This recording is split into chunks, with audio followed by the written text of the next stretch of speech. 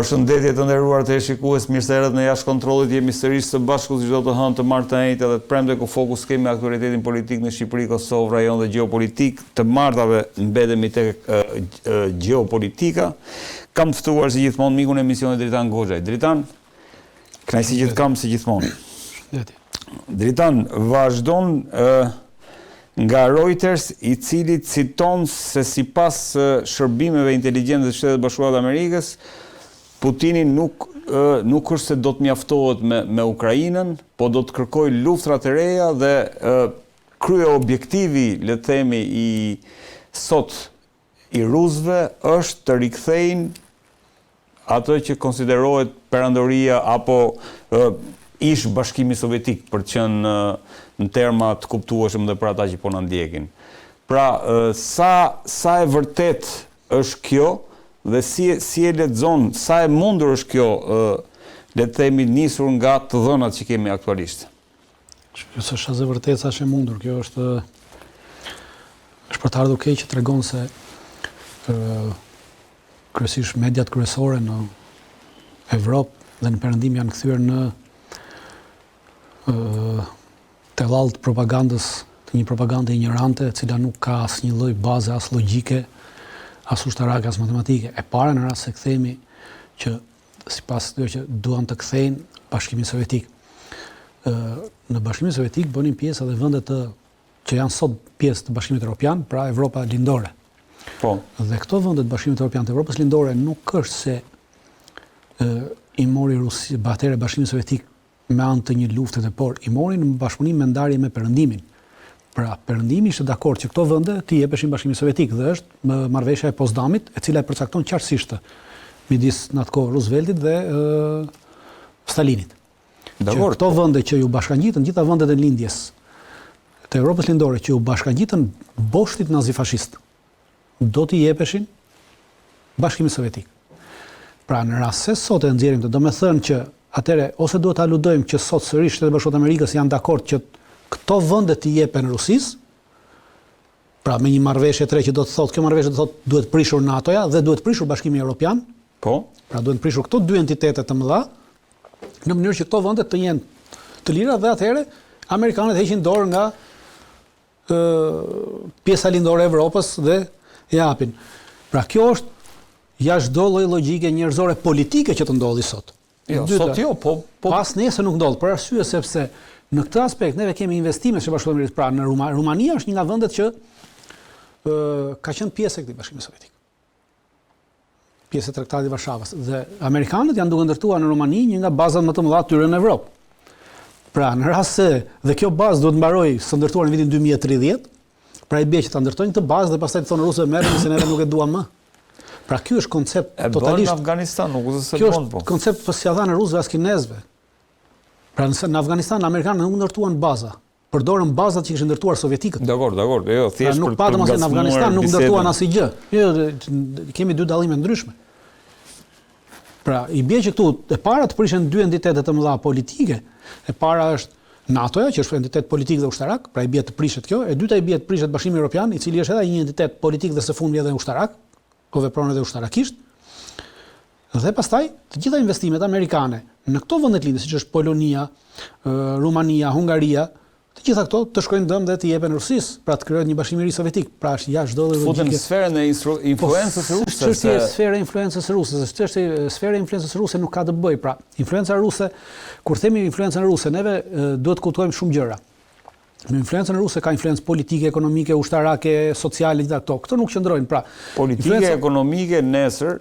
Dhe ajo që them unë Dritan është dhe çfarë unë për shembull kuptoj nga le të themi nga lajmi që lexova. Kuptoj këtë që dhe themi rikthimi tek Bashkimi Sovjetik mbase do të vijë me një luftë, se kjo është ideja. Pra ai lajmi thot këtë, Rusia do të hap disa fronte të reja pas Ukrainës me qëllim. Dhe qëllimi final është që, sepse hapja e luftave të reja do të çojë në një përplasje të madhe dhe kjo përplasje e madhe pastaj çon në rindërtimin e perandorisë ruse. Kjo është ajo propaganda idiote që ta përdorin sepse si skenar. Jo, më nuk ekziston asnjë propagandë idiote, nuk ka asnjë skenar sepse këta njerëz ose janë të çmendur, Pra komplet këtë ka dhënë Reuters, që vë thatë. Po. Ta Reutersi ose janë njerëz të çmendur, ka cituar shërbime amerikane. Jo, edhe ata që shiko, kjo shërbime amerikane që s'duan të identifikohen. Kjo është bërë tradit tashmë në këto 4 vitet e fundit. Pra ti kur do të futë hedhësh diçka thua që s'duan të identifikohen. Pra këto janë top rradhat që përdorin mediat andej, këtej gjithandej. Por kjo tregon nivelin e idiotësisë të këtyre mediave, një idiotësi sepse janë po këto media që thonë që rusët nuk po marrin dot territor. Pra kanë marrë një po kjo. Reutersi s'po marrin dot territorin, s'po marrin dot Ukrainën, s'po mundin dot Ukrainën, 1% kanë marrë për 4 vjet e këto. Dhe tashmë këta që pas kanë marrë 1% për 4 vjet, tash këta nesër do marrin gjithë Evropën.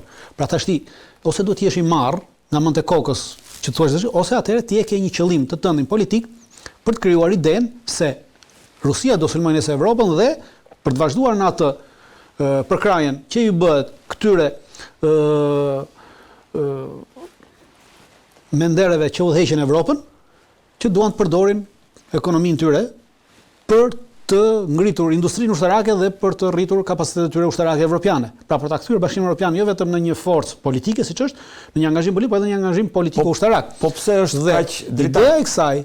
Pse është kaq, domethënë, utopike kjo ide? Çdo le të themi perandori, sidomos perandori e madhe që ka qenë nivel superfuqie, siç është Rusia, pse është, le të themi, kaq e pamundur ta mendojë një vizion të tillë për sa i përket projeksionit të saj për veten nesër në rendin botror? Nuk është çështje projeksioni i rendit botror, është çështje kapaciteteve që ti do harxhosh për nesër. Pra, dje të gjitha këto vende ndodheshin në Bashkimin Sovjetik ishte për shkak të ideologjisë, pra mbizotronte një ideologji. Dhe i përkisnin, u krijua Tratati i Varshavës, dhe gjitha këto vende i përkisnin Bashkimit Sovjetik dhe Tratati i Varshavës, ku bënin pjesë edhe neve në Tratatin e Varshavës, po jo në Bashkimin Sovjetik. Tratati i Varshavës, po. Jo për ta sjell, nëse kemi ndonjë informacion më shumë për Tratatin e Varshavës, dritan se njerëzit e kanë harruar dhe nuk e kanë. Është një organizim ushtarak që i përkiste vendeve të kampit socialist. Jemi para 90-s këtu, ëh? Absolutisht, jemi me Tratati i Varshavës u themelua pas NATO-s. Pra, NATO në 54, pra, NATO 4 vjet më vonë, 5 vjet më vonë u themelua Tratati i Varshavës si counterpart, si pasqyrë përballë kësaj NATO-s. Pra, ka qenë një aleancë ushtarake. Identik si e NATO-s ushtarake. Identik si e NATO ushtarakës. E udhëhequr nga Bashkimi Sovjetik dhe krijuar nga Bashkimi Sovjetik ku merrnin pjesë të gjitha vendet e kampit socialist. Edhe Shqipëria ka qenë pjesë e kësaj aleance ushtarake. Në 67 duket. Kemi qenë pjesë e kësaj aleance ushtarake. Dhe kjo që të krijohet kjo mbeti e krijuar për shkak të ideologjisë që ekzistonte. Pra ekzistonte një ideologjia socialiste në atë kohë. Po, ishte edhe model politik. Ndërsa tashmë ideologjitë kanë rënë, nuk ekziston më në bazë të ideologjisë. Dhe të bashkët një vende të cilat nuk kanë dëshirë të rinë me tyja, nuk mundesh sot me quhet pushtim, pra ti nuk mundin bashkë ato të pushtuara, ti mban vetëm ato territore që janë të banuara me qytetarë të tut. E qartë. Prandaj edhe kemi prej fillimit të kësaj lufte në Ukrainë. Rusët, shpjegojmë, kanë hyrë për të drejtat e qytetarëve rusë në këtë territor të Ukrainës. Sepse këto janë qytetarë rusish folës, që pretendojnë që janë rusë dhe po mbrojnë drejtat e tyre.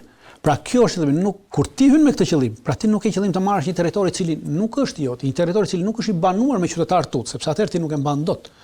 Dhe rusët e kanë provuar të nga viti 45, kur përfundoi lufta e dytë botërore, deri në vitin 54, 55 për 10 vjet në Ukrainë ka pasur një luftë siç kishte në Shqipëri për bandat që vinin nga perëndimi, të njëjtat banda fuste perëndimi edhe në Rusi.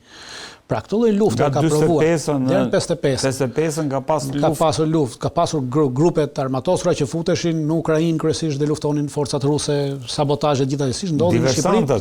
Diversantët nga 45 deri në 54 edhe në Shqipëri ka qenë një teori pra. Perëndimi përdori të njëjtën teori në të gjitha vendet e lindjes. Në atë aspekt.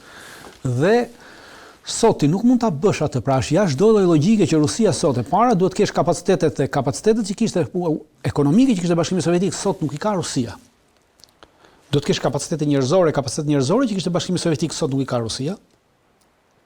E qartë. Pra është e pamundur që ti të shkosh në edhe në rast se ti ekziston si ide e shmendur, është ide e parealizueshme. Dhe neve po flasim sikur kur them neve, them këto mediat perëndimore, që i cilësoj edhe njerë janë në nivelin e idiotësisë, po iqen sikur këta dinë sikur çfarë mendojnë rusët, çfarë mendon Putini, çfarë mendon shtabi i përgjithshëm i ushtrisë ruse. Ndërkohë që po të dini se çfarë mendon deri më sot, në 4 vjet do e kishin mundur drejtësisht, do e kishin marrë një pjesë territorit që kanë marrë. Po kjo tregon që këta nuk kanë as dijenim të vogël se çfarë mendojnë rusët. Dhe pastaj na e shesin neve, sigur, thjesht duan të shesin propagandë për të bindur evropianët që të mos kundërshtojnë grabitjen e parave të tyre, të taksave të tyre, për të paguar armatime, për të cilat nuk do të kenë nevojë. Ndërkohë, Dritan, rikthehet sërish dhe jo, pris ta mbaroj se aspekti tjetër ishte që do thotë ana ushtarake. Pra, po folëm për anën ideologjike të krijimit të Bashkimit Sovjetik. Është e pamundur. Kur flasim për anën ushtarake, themi kapacitet ushtarake që kanë të bëjnë me kapacitet njerëzore. Sërish nuk ka kapacitete ushtarake. Për të bërë këtë kapacitet ushtarake duhet që të mobilizojë gjithë Rusinë. Atëherë u çliruan këto vendet nga Bashkimi Sovjetik, atëherë i çliroi Poloninë, gjitha vendet e lindjes. Pra vendet e Evropës lindore. Nga nazizmi, të pushtuara nga nazizmi. I çliroi nga nazizmi, po për të çliruar ata u desh të mobilizonte 35 milion rus dhe sovjetik. Në atë kohë. Gjatë luftës së dytë botërore. Pra gjatë luftës së dytë botërore. Pra imagjinoni për të luftuar Bashkimin Sovjetik, për të luftuar nazizmin. Sot është NATO, e njëjta gjë, duhet të mobilizojnë 35-37 milion që të bëjnë luftë me NATO-n. Pra kjo do të thoshte luftë botërore. Po shkojmë drejt një lufte botërore dhe kemi të bëjmë me fuqi nukleare. Që në momentin e fundit çdo njëra prej tyre, qoftë rusët, qoftë perëndimorët sot, në rast se do shihnin që ishin duke humbur luftën, do të përdornin armët bërthamore. Dhe atëherë nuk mund të krijohej kjo. Prandaj nuk shkojmë dot në këto nivele. Vetëm gjë për të shkuar në këto nivele, thash është në rast se amerikanët kanë vendosur të zhbëjnë NATO-n dhe të zhbëjnë Bashkimin Evropian. Në rast se amerikanët kanë vendosur të heqin dorë nga perandoria e tyre, pra të përgjysmojnë perandorinë e tyre, sepse Bashkimi Evropian sot, gjithë Evropa është pjesë e hegemonisë dhe perandorisë amerikane. Pra në rast se amerikanët kanë vendosur ta përgjysmojnë perandorinë e tyre dhe të heqin dorë nga Evropa, atëherë ata mund ta zhbëjnë NATO në çdo moment, se ata janë themeluesët e NATO-s, ata mund ta zhbëjnë edhe Bashkimin Evropian në çdo moment. Dhe atëherë në rast se ti e zhbën, normalisht që dikush nga vendet do gjej partner ekonomik më së pari, sepse është çështje ekonomie. Po shteti nuk duron vakum. Absolutisht, mund të ketë lidhje. Por kjo i bie që amerikanët heqin dorë. Pra sërish amerikanët duhet t'i dorëzojnë këto territori ashtu siç ja dorëzuan 45-ën Stalinit. Prandaj them që nuk mund të bëhet kjo pa një marrëveshje midis amerikanëve dhe rusëve. Në rast se ekziston kjo, atëherë nuk kemi nevojë. Po them unë po. Atë në rast se ekziston kjo, atëherë s'kemi nevojë për luftë. S'kemi nevojë për luftë sepse thjesht amerikanët e prishin dhe këta mbeten në vakum dhe ku do lidhen. Jo, për luftë do kemi dhe pastaj europianët do luftojnë. Europianët nuk kanë kapacitet të luftojnë pa Amerikën me Rusinë, kështu që s'ka luftë. Nuk do ketë luftë. Dritan, ndërkohë, por që se nuk duan amerikanët. Jemi prap një të themi, gjithmonë jemi të amerikanët. Jo, absolutisht, ata janë fuqia kryesore perëndimore këtu. Pra në këtë perëndimin në cilin bëjnë pjesë, motori kryesor, lokomotiva është amerikane. Gjithë të tjerët neve jemi vagon, thonë. Shumë ne jemi në vagonat e fundit, ne jemi vagoni i fundit, thonë. Ku ndoshta nëse jemi as vagoni i parë, se mbahet qymyri zakonisht për të hedhur lokomotivës. Po jemi vagoni i fundit fare, vagon rezervë, Pra ne jemi vagon, lokomotiva është Amerika në gjithë të perëndimin tonë. Pra në rast se ti heq lokomotivën, atëherë vagonët mund të ecin për pak kohë për inerci. Po. Pastaj sërish do të përplasen diku dhe do të zhbëhen.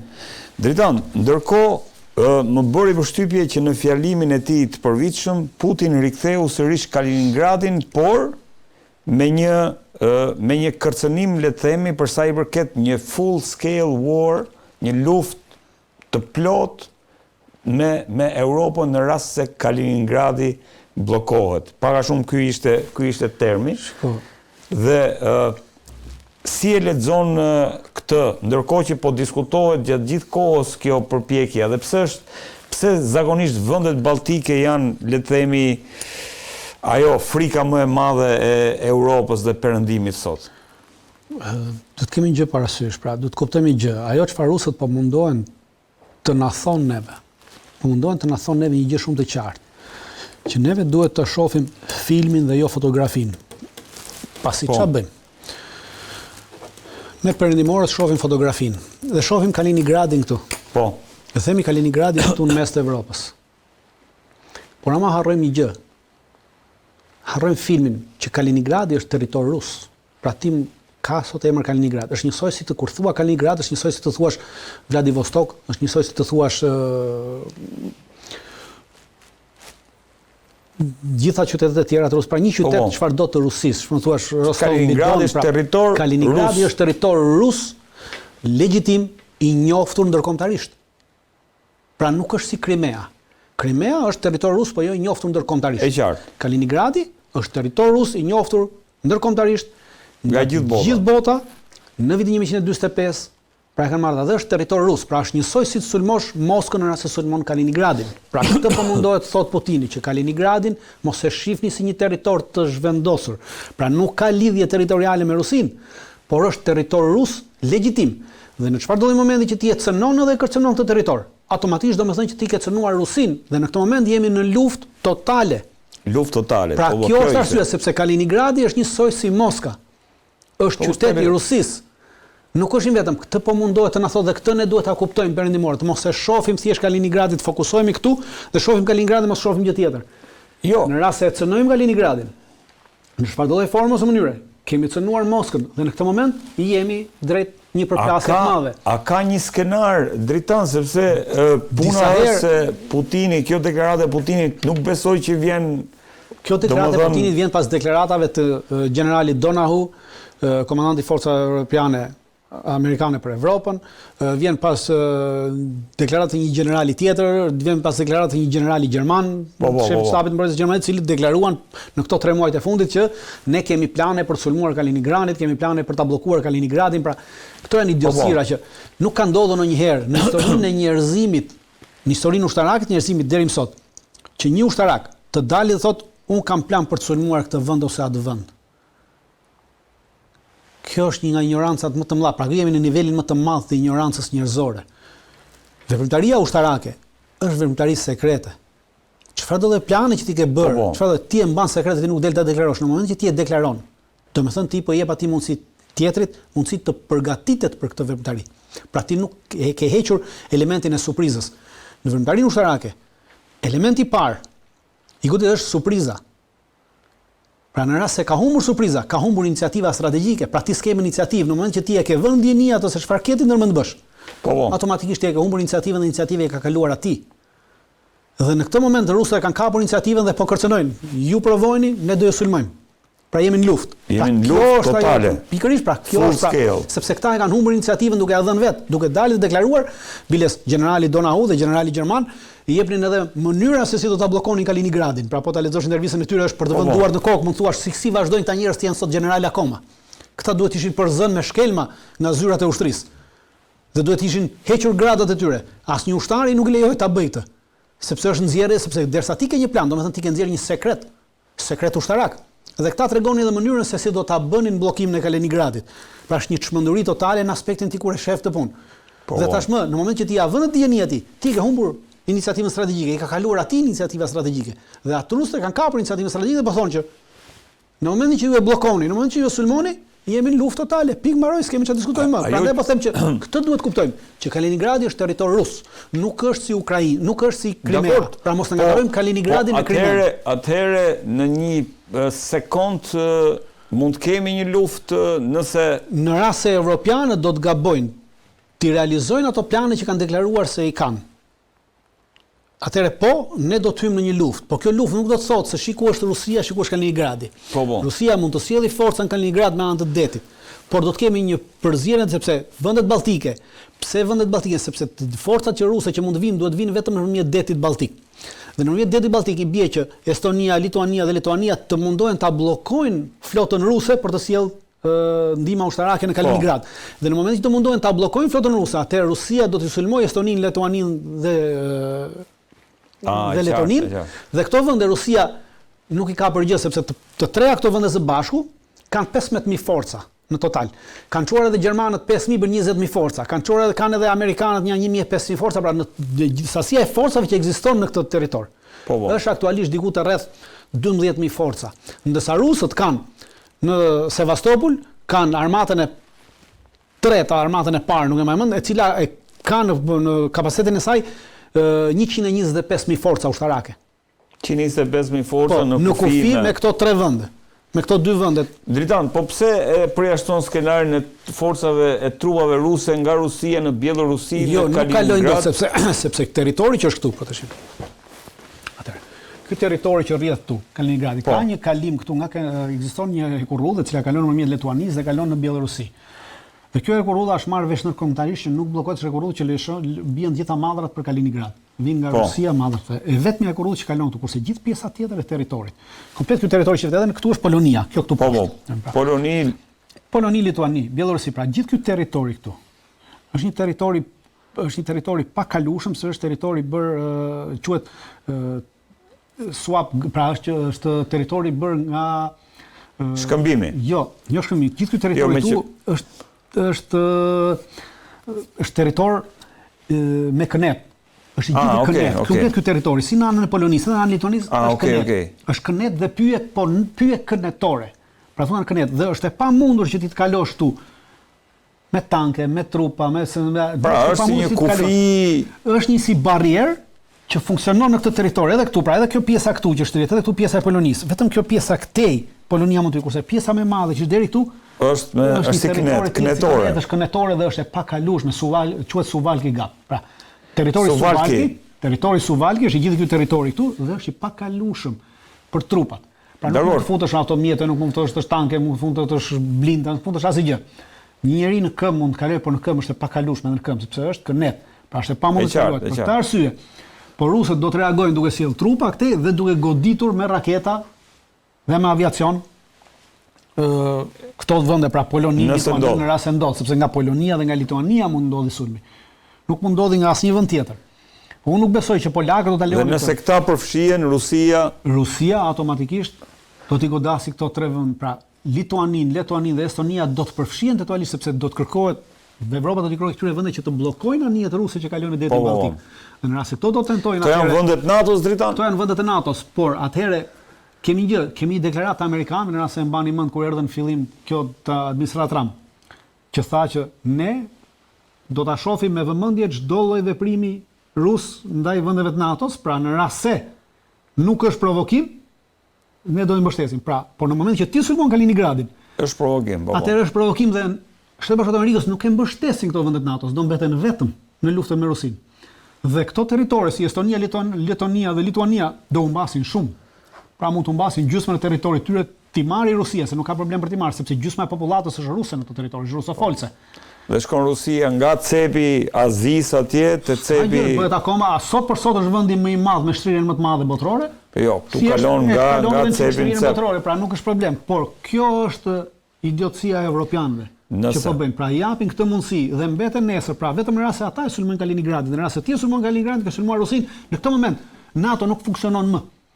Mund të funksionojë Bashkimi Evropian, por NATO jo. Dhe kur them NATO, do të thonë që Shtetet Bashkuara të Amerikës nuk do t'i vinë në ndihmë dhe nuk do të hyjnë në këtë luftë me Rusinë për shkak të këtij veprimi. Dhe kjo do sjellë zhbërjen e Bashkimit Evropian. Dhe në rast se kjo ndodh, dhe në rast se Shtetet Bashkuara të Amerikës e nxisin këtë lëvizje për të sulmuar Kaliningradin, do të thonë që atëherë vjen ajo që thoni juve, që ka një marrëveshje të fshehtë midis rusëve dhe amerikanëve për të zhbërë NATO-n dhe për të zhbërë Bashkimin Evropian. Dhe pastaj mund shkojmë ndash krijojmë Bashkim Sovjetik, ndash krijojmë Carin, ndash krijojmë këtë duash. Pastaj s'ka rëndësi çfarë krijojmë. E rëndësishme për ne është që po prish NATO dhe po prish ka një aleancë midis tyre dhe neve pastaj nuk duhet të vrasim mendjen më dhe diskutojmë se çfarë do ndodhi Evropës. Pasi Evropa e ka marrë atë pjetën. Ne do të diskutojmë. Ne ku jemi në këtë moment? Ne jemi në interesin amerikan apo na kanë lënë edhe me Evropën që na hanë qend. A do jemi me traktatin e Varshavës apo me neve pastaj në rast se ndodh ajo, duhet patjetër të punojmë dhe të punojmë forcisht nga ana politike që të jemi pjesë e interesit amerikan dhe mos jemi pjesë e interesit evropian, se ndryshe morën fund. Qartë, drejton. E përmenda Varshavën se në Varshavë më në fund, domethënë kemi sipas asaj që lexova, është qyteti i parë në botë i mbrojtur tërësisht nga raketat Patriot. Nuk e di a e pe si lajm. Çfarë do të thotë, a do ta ndjek së pari çfarë do të thotë një qytet i mbrojtur me raketa Patriot? Është më shumë një polakët po mundohen të bëjnë atë, pra janë duke blerë armatim pafund. Është vendi vetëm i cili e ka në të gjithë vendet e NATO-s, por jashtë Shtetit Bashkuar të Amerikës, pas Shtetit Bashkuar të Amerikës janë vendi dhe pas Turqisë. Këtë pamjen e Pedritan është tank Leopard, më duket se nuk e di, me drita dhe Krishtlindjes. Po, pra kanë kopjuar Edramën, edhe Edrana, nëse mbani mend, zori para 2 vitesh një tank nga ata T56 që kemi neve në shesh në qendër dhe bëri edhe me drita edhe kështu dhe ai bile se ka më pikturuar dhe tashmë e ka vënë te bulevardi i ri, po ta shihni atje, ka lënë atje. Tankun, po. E ka pikturuar me ato bojra siç pikturoi fasadat e Tiranës dikur, edhe ashtu e ka lënë edhe atje. Pra nuk Tank Leopard për Krishtlindje në Poloni, jo, ideja është po militarizohet. Atëre, polakët janë militarizuar dhe jetojnë në një shoqëri të militarizuar më përpara se gjithë Evropa. Polakët janë vendi i tretë në NATO, pra pas Shtetet Bashkuara të Amerikës dhe Turqisë, të cilët e kanë kapur sot harxojnë 4.5% të buxhetit të GDP-s për nevoja ushtarake. Polakët janë sot. Aktualisht sot. Rusi, Ukrainë, Poloni, kështu bie si është Shtetet Bashkuara të Amerikës dhe Turqia e kapin dhe e kalojnë 5%. Dakor, jo. Dhe tyre ushtarake. Unë po flas për vendet e NATO-s. Polonia është vendi i tretë i cili kap 4.5%. Është vendi i tretë. Po. Pra pas tyre dyve është i tretë që kap 4.5%. Asnjë vend tjetër i NATO-s nuk ka arritur 4.5% e Polonisë. Që ka deri tani? Asnjë. Fare.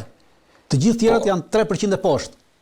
Polonia është 4 dhe Polonia nuk ka mbritur sot 4.5%. Polonia ka mbritur 4.5% para një viti e gjysmë.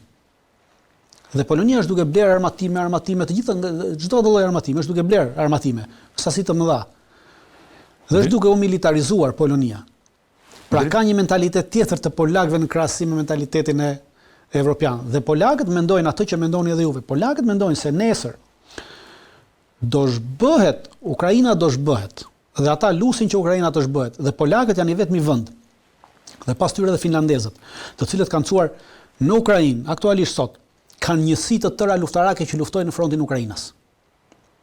Polakët kanë atje rreth 2 batalione që veprojnë si batalione më vete, janë shkuar si trupa gjoja mercenare, pra janë pjesëtarë të rregullt të ushtrisë polake, të cilët kanë firmosur një kontratë falso sikur kanë liruar nga ushtria polake, por veprojnë gjithë si batalion në Ukrainë.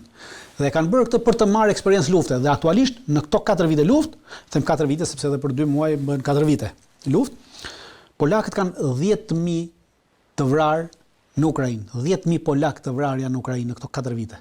Për shkak të marrjes së eksperiencë, pra kanë dhe para 8 muajsh shembullin e polakëve kanë ndjekur edhe finlandezët dhe Finlanda ka çuar 2.000 forca që luftojnë edhe ato më vete në Ukrainë. Luftojnë në frontin e Ukrainës për të marrë eksperiencë. Kanë çuar edhe francezët diku të rreth 600 forca. Por polakët janë kryesoj në këtë aspekt. Dhe polakët e bëjnë këtë se kanë idenë që nesër, polakët prej fillimit kanë pasur idenë që Ukraina do zhbëhet. E kanë pasur idenë dhe kanë qenë prej fillimit të detajuar dhe kanë shprehur që rusët do ta marrin atë territor që kanë vendosur të marrin në Ukrainë. Dhe ata e kanë shprehur disa herë që në momentin që rusët marrin edhe Odesën, sepse polakët janë të bindur që rusët do ta marrin Odesën. Dhe ka pasur veprime së fundmi në Odesa që tregojnë që rusët po përgatiten për të marrë Odesën. Ka pasur veprime ushtarake këtë javën e fundit. Ka pasur veprime ushtarake. Po, ajo në drejtim të gjitha godit kanë qenë në Odesa, se po dalin pak jashtë saj, në Odesa ka pasur. Jo, se e diskutuam herën e fundit dhe unë thash këtë javën që shkoi, pra këto 5 ditë të fundit. Forcat ruse kanë goditur me raketa dhe me dron. Porte kryesore në Odesa, portin e Izmailijës, portin e Odesa, portet tjera, dhe kanë goditur edhe urat kryesore, sepse ka disa. Odesa është një qytet i rrethuar nga këtej Dniepri, andej Dnistria. Pra. Po. Dhe të gjitha urat që janë në Dniepër dhe në Dnistria, dhe në lumin Dnistria, që bëjnë lidhjen kryesore, pra e ndajnë këtë Odesën. Dniepri e ndan Odesën nga Ukraina, nga pjesa tjetër e Ukrainës, kurse lumi Dnistria e ndan Odesën nga Romania dhe nga këto pjesë dhe këtu në cep të Rumanisë, këtu janë portet e Ismailijës, këtu që i përkasin në Ukrainës. Dhe Odesa ashtu dhe çfarë kanë bërë? Të gjitha këto urat që lidhin, të gjitha urat që kalojnë në lumin Dnestër dhe urat që kalojnë në lumin Dniepër. Këto 2 ura që lidhin Odesën me Ukrainën këtej dhe me pjesën e Rumanisë, rusët i kanë bombarduar këto 5 ditë të fundit. Që do të thotë? Nuk i kanë prishur totalisht, po janë dalë jashtë funksionimit. Dhe do të thotë që çfarë do lloj ndihme ushtarake është e pamundur për të ardhur në kohë në Odesa dhe përqendrim të forcave ushtarake në Odesa. Nuk ka mundësi, janë goditur edhe mbrëm, edhe sot gjatë ditës janë goditur të gjitha çdo lloj depoje që ekziston, depo ushtarake, qendrim ushtarak është goditur. Pra, kemi një goditje të madhe ndaj Odesës. Çfarë paralajmëron që nesër rusët mund të bëjnë edhe ndonjë ndërhyrje amfibe në drejtim të Odesës. I kanë të gjitha kapacitetet për të bërë ndërhyrje amfibe në drejtim të Odesës dhe për ta bllokuar Odesën. Pse? Sepse e kanë shprehur rusët disa herë dhe ka pasur një diskutim të madh në Dumën ruse për çështjen e Odesës, sidomos pas veprimit të fundit që Ukraina goditi një anije ruse në detin Adriatik. Në detin Mesdhe, në detin Mesdhe. Në detin Mesdhe, po së fundmi, po para 2 ditëve. Sipas dita gjasave ka bërë atë nëpërmjet anijeve ruse, anije tregtare ruse, sepse anije tregtare ruse akoma hyn e dalin në Odesa. Pra janë lejuar të funksionojë tregtia. Me ndërhyrjen e Turqisë. Dhe nga kanë shfryzuar anije tregtare ruse dhe nga anija tregtare ruse në detin Mesdhe kanë lëshuar dron. Sepse një dron i armatosur nuk ka kapacitet të shkojë nga Ukraina deri në detin Mesdhe. E qartë. Dhe kanë lëshuar nga këto anije dhe rusët po shohin opsionin që ta bllokojnë fare dhe ta marrin Odesën pra ta mbyllin. Për shkak të kësaj duhet bllokuar totalisht. Dhe kanë filluar goditjet dhe këto goditje që bëjnë janë goditje në aspektin operacional për një vend, pra ti dhe izolon njëherë një vend që mos i vinë ndihma, dhe pastaj pasi e ke izoluar nga ardhja e ndihmës. Dhe ka filluar goditja këtyre dhe njëkohësisht ka filluar edhe goditja e përqendrimit të forcave ukrainase për të ne lumit Dniestër. Pra çdo lloj brigade ukrainase që ndodhet për te lumit Dniestër ka filluar të goditet fuqishëm në këtë aspektin që është në kufi me Moldavin, që këto të mbeten të izoluar, pra Odesa të mbetet një rreth të izoluar. Në moment që ti e izolon totalisht nga ana logjistike, atëherë ke shumë të lehtë për të bërë edhe një operacion amfib dhe për ta zënë Odesën. Ka sinjale që po shkohet drejt këtij skenari drita? Unë shoh që po, pra veprimet ushtarake që po ndodhin gjatë kësaj javës të fundit, shoh që po shkohet drejt këtij skenari. Drejt marrjes së Odesës dhe polakët e kanë shprehur dikur para një vit pas luftës, pasi filloi lufta në 2020 që në momentin që ukrainës i merret Odesa, Ukraina zhbëhet. Dhe secili e kanë shprehur atëherë ai që është sot kryeminist ka qenë president që është kryeminist sot polak dhe thoshte që në momentin që Odesën do ta marrin rusët, pra nuk thoshte nëse do e marrin. Thoshte në momentin që rusët do marrin Odesën, Ukraina do zhbëhet dhe secili shtet, thoshte, në Evropën Lindore do kërkoj territoret e tij në këtë territor. Dhe këto territore në këtë kanë gjithë. Pra, a mund ta ndihmosh me hartën tjetër, lutem? Me hartën tjetër se ishte më e qartë. Regjia me hartën tjetër që ishte përpara nëse është e mundur. Okej. Po, kjo siç e jeni pra. Rumunët konsiderojnë që ky territori deri në Odesa është Besarabia. Besarabia, po. Të Besarabin rumunëve ju a dhanë Gjermania naziste, sepse gjithë ky territor ishte i banuar me Jahudi. Jo, ishte i banuar me Jahudi. Ishte i banuar me Çifut. Dhe këta ç'a bën në luftën e dytë botërore, Rumania i vrau 250.000. I vrau dhe i përzuri 250.000 Çifut dhe banoi këtë territor me rumun. E qartë. Dhe këtu tashmë ka rumun dhe këtë e pretendon si territor të vetin këtë pjesë këtu. Pra, ku ndahet Odesa këtu këtë Besarabin. Po. Territori është territori jonë. Rumania mund të hyjë aty. Po, Rumania kërkon të hyjë të marrë këtë territor. Hungaria kërkon këtë territorin këtu, Transkarpatia. E gjithë ky territori këtu quhet Transkarpatia. Dhe këta janë qytetarë pra hungarez. Edhe me gjuhë hungareze, edhe me gjithçka. Dhe etnikisht janë hungarez të pastër. Dhe Hungaria kërkon, Slovakia kërkon një pjesë këtu. Polonia kërkon gjithë këtë pjesën e Galicias, thotë shtejon sepse është e tyre Galicia.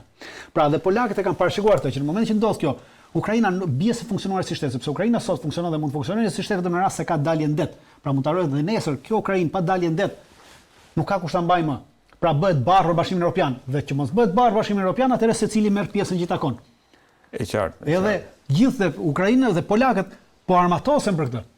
Sepse në këtë territor janë edhe bielorusët që kërkojnë territor të tyre në këtë pjesën e Galicias këtu që janë fshatra sepse ky territori që është gjithë territori bërë me pyll, po gjithë territori këtu ka qenë fshatra. Gjatë luftës së dytë botërore gjermanët azgjësuan diku të rreth 2700 fshatra bieloruse në këtë territor. I fshin nga territori pra përveç i vran qytetarët, edhe i fshin. Edhe rrafshuan fshatin, sepse ky ishte që pra futën ruspat dhe rrafshuan fshatin dhe mbollën pemë. Dhe gjitha kjo është pyll dhe se ekzistojnë për këtë territor bielorusët e pretendojnë që kanë të tyre.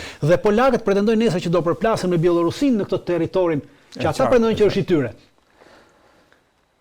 Me qartë, këtë skenar nuk është... Të gjithë, ajo që ka po ndodhë sot me Ukrainën është që të gjithë kanë hyrë në këtë lojë dhe të duket sikur të gjithë po qajnë hallën e Ukrainës. Realiteti është që asnjëri nga ata, as rusët, as polakët, as slovakët, as hungarezët, as rumunët, as NATO, asnjëri nuk qajnë hallën e Ukrainës. Të gjithë kanë interesin e tyre dhe kanë vënë Ukrainën në mes Dhe prandaj polakët po armatosen në këtë aspekt, por në rast se nuk ndodh kjo, pra në rast se nuk zhbëhet kjo dhe nuk bëhet luftë, atëherë gjithë kjo barë ushtarake që polakët kanë ngritur dhe që po marrin përsipër, nesër do të mbetet një armatim i cili kërkon mirëmbajtje, pra kosto e mbajtjes të armatimit që po marrin në këtë municioni është e madhe për të mbajtur nesër. Dhe ose do vazhdojnë të qëndrojnë me këtë kosto për mbajtjen e këtij armatimi, e cila është një barë e madhe për një shtet, ose atëherë do shohim që Polonia do fillojë një pjesë të armatimit ta shesi kryesisht vendeve afrikane ose vendeve të treta në lindjen e mesme, sepse armatimi që kanë marrë polakët është armatimi i mirë, nuk është armatimi i keq. Raketat Patriot fjala vjen. Raketat Patriot ata nuk i shesin se duhen. Mbrojtja kundërerore që ta kanë bërë me anë raketat Patriot të një qyteti është simbolike, sepse ti nuk mbron asgjë. Pra nuk është se Varshava është një qytet kryesor dhe nesër në një luftë nesër do të sulmojmë qytetin dhe do të marrim qytetin. Jo. Ti duhet të mbrosh bazat ushtarake dhe kryesore strategjike që ke. Vendosja e sistemit Patriot vetëm në Varshavë është çështje simbolike. Nuk ka të bëjë me një çështje që ti po mbulon gjithë territorin e Polonisë. Nuk e mbulon dot gjithë territorin e Polonisë. Dhe ka objektiva strategjike të tjerë Polonia, më të rëndësishëm se sa vetë qyteti i Varshavës. Dritan, kam edhe disa gjëra për diskutuar në fakt, po mund të kthehemi sërish prap këtu nëse do kemi kohë, po do doja të kalonim pak të një le të themi deklarate e presidentit Trump për të krijuar flotën e artë. E kam edhe foton aty regjia. Presidenti Trump është i apasionuar pas Floririt. Edhe në Trump Tower, nëse keni parë, ka gjithçka pjesë, ka shumë kështu gjëra të lara me Flori, ka ngjyrë të verdhë, pra është një person i apasionuar pas Floririt dhe këto gjërat që mbarojnë me Golden dhe fillojnë me Golden ai kamerak. Për shembull, kur erdhi në pushtet thoshte për Golden Dome. Po, për të mburojën e artë që do të bënte. Në Shtetet e Bashkuara. Dhe edhe ajo ishte si punë e kësaj flotës të artë, pra një mburojë e artë e cila nuk ishte për këtë mburojën e artë nuk ishte as plan, as dizajno, as datë, as kosto. E njëjta gjë është edhe kjo deklarat për këtë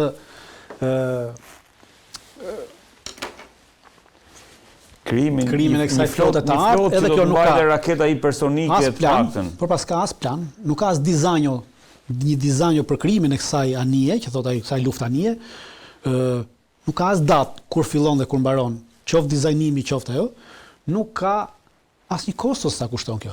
Ndërkohë që vetëm për dizajnimin... Nuk ka një projekt, jemi në nivel deklarate. Vetëm për dizajnimin e kësaj, do i duhet minimalja 3 vjet.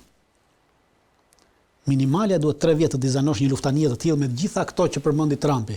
Dhe pastaj duhen edhe 15 vjet që ti të mbresh në prodhimin që të prodhosh jo të prodhosh, se 1-2 mund të prodhosh për 4-5 vite. Po 1-2 nuk përbën një flotë. E qartë. Pra, jemi në atë fazën e deklaratave të Trumpit, deklarata cilat e tejkalojnë qëndrimin politik të Trumpit në detyrë. Dhe janë të paralizueshme, sepse çdo kush që do të vi mbrapa Trumpit. Jo, dakord. Nuk do ta ndjeki këto deklarata të Trumpit, sepse janë të kushtueshme për ushtrinë amerikane dhe sot ushtria amerikane ka nisur një plan për rinovimin e forcave të saj detare. Ka nisur një plan për rinovimin e nëndetëse, ka nisur një plan për rinovimin e aeroplanmbajtëseve, pra duan rinovim sepse janë të vjetra. Dhe këto janë kosto, dhe nuk mund të futesh kësaj kosto, një kosto të re e cila do të thithë koston e këtyre që ke dhe do të lejnë në tako këto që ke. E qartë. Dritan, ndërkohë jemi sërish se Trumpi ka emëruar një të dërguar për Groenlandën.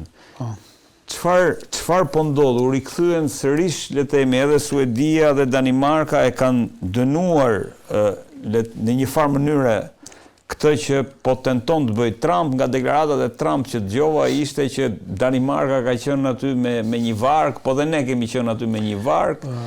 Pavarësisht deklaratave që bëhen, unë mendoj që deklaratat janë për të mbuluar atë çfarë me të vërtetë është arritur. Unë mendoj që Danimarka e ka lëshuar tashmë Groenlandën.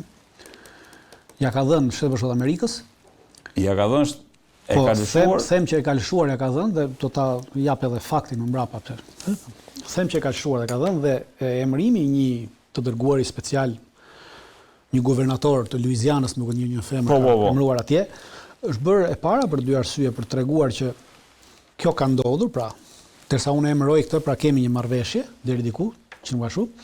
Dhe dyta është zgjedhur koha për arsye se Shtetet Bashkuara të Amerikës janë duke bërë një pirateri të madhe në detin e Karajibeve, kryesisht kundrejt Venezuelës, dhe ka pasur një problem i madh ku flota amerikane ka sekustruar ka marrë peng disa cisterna nafte që dilin nga Venezuela, dhe njëra nga cisternat që ka marrë peng, ditën në cilën Trumpi deklaroi këtë, është një cistern me flamur kinez.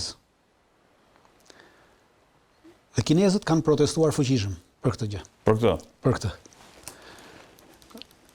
Dhe për të hequr vëmendjen nga kjo problem, plus në të njëjtën ditë që bën këtë, në të njëjtën ditë që bllokuan këtë cistern kineze,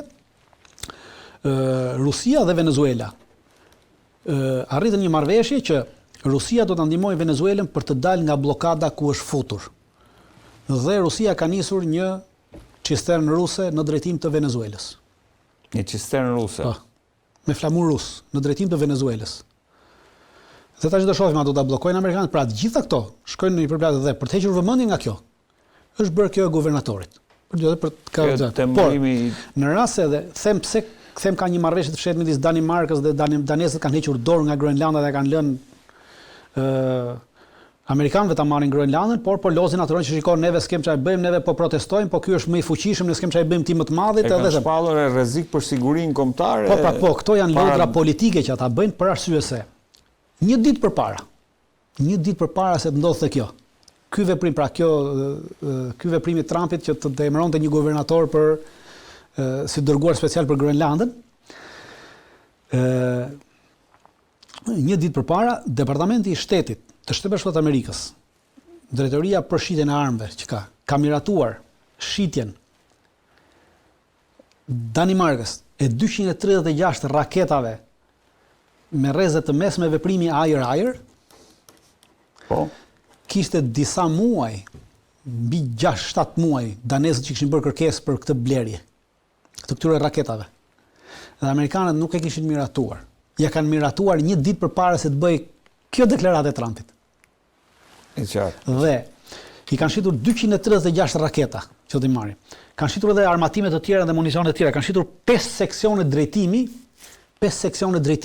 të raketave, quhet AIM-120-8. Edhe pajisje të tjera ushtarake me një vlerë prej $951 milion. Gati $1 miliard. Dhe në rast se danezët do ishin kaq të fyer nga veprimi tanë, realisht, nga ky veprim i Trumpit do ju cënonte marrjen e Groenlandës pa dëshirën e tyre, atëherë danezët do e kishin prishur këtë kontratë. Po japin Amerikës $951 milion. Pra ne e prishim kontratën e blerjes, nuk do blejmë armë nga juve. Në rast se nuk e tërhiqni këtë. Jo. Ata e kanë bërë kontratën një ditë përpara dhe kontrata është nënshkruar atë ditë që është deklaruar nga Trumpi i dërguari special për Groenlandën. Prandaj them që realisht e kanë shitur Groenlandën. Por thjesht po lozin lojën publike që këta po na e marrin me dhunë, me forcë, ne i kemi bërë, po s'kemi çfarë bëjmë, kjo është, thonë. Dhe është interesante po të lexosh, po të hysh në faqen e Departamentit të Shtetit, të lexosh deklaratën që Departamenti i Shtetit ka bërë për këtë shitje. Thotë që kjo shitje armësh që bëhet, nuk po bëhet thoshte për të cënuar për të hyrë në garë armatime ose për të cënuar askënd tjetër, aktor tjetër në atë territor, pra për të thënë Rusin, po bëhet për të rritur kapacitetet e Danimarkës brenda NATO-s dhe kapacitetet e bashkëpunimit dhe ndërveprimit ushtarak midis Shteteve të Bashkuara të Amerikës dhe ushtrisë daneze. Pra fakti që po rrisim kapacitetet e ndërveprimit ushtarak midis ushtrisë amerikane dhe ushtrisë daneze, ndërkohë që ushtria daneze duhet mbrojë Groenlandën. Dhe këta thonë do e marrim Groenlandën, pra kjo tregon faktikisht që këta e kanë lënë Groenlandën, po gjitha pastaj është një lojë për syt publikut që hajde të bëjmë se s'kem çaj bëjmë ti se është i fortë ky të rreth ky i madh, dhe s'kem çaj bën ta merrem, thonë ti, po neve kaq kemi dorë të bëjmë, thonë. Por kontratat nuk po i prishim, sepse na duhen këto kontrata. Dhe prandaj është bërë edhe shitja e kësaj kontrate me këtë vlerë. Dhe është mbajtur peng kontrata 6-7 muaj dhe derisa është rritur kjo marrëveshje. Prandaj them që është gjitha një lojë politike dhe Groenlandën amerikanët e kanë marrë. Dritan, ndërkohë për ta mbyllur me këtë punën e le të themi përplasjeve të mëdha, duke qenë se Shtetet Bashkuara të Amerikës nga njëra anë, Bashkimi Rusia nga ana tjetër, Kina nga ana tjetër, Europa gjithashtu. Pra, palët duket se janë hedhur të gjithë në rolet e tyre për të marrë sa më shumë nga zhvillimet e reja që po ndodhin. Pyetja është si e vlerëson në përgjigjen e Vladimir Putin kur le të themi i ofroi dorën e bashkëpunimit Europës, në kuptimin që ne jemi të hapur për të bashkëpunuar me Europën.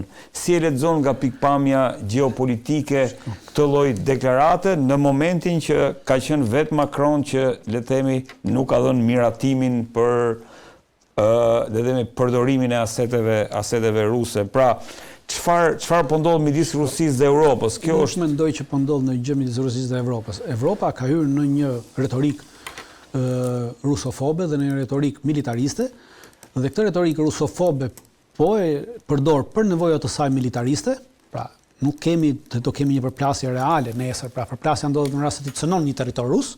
Po. Pra ajo që shpjeguam pak më parë,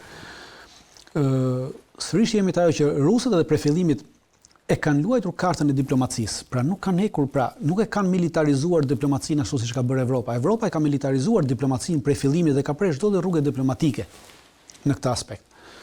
Ndërsa rusët e kanë mbajtur rrugën e diplomacisë të hapur prej fillimit të konfliktit, rusët kanë qenë të hapur për bisedime, gjithnjë kanë përsëritur të njëjtën gjë. A qëndron mbas kësaj përsëritje, a është qëllimi me të vërtetë që të kenë, unë nuk e di.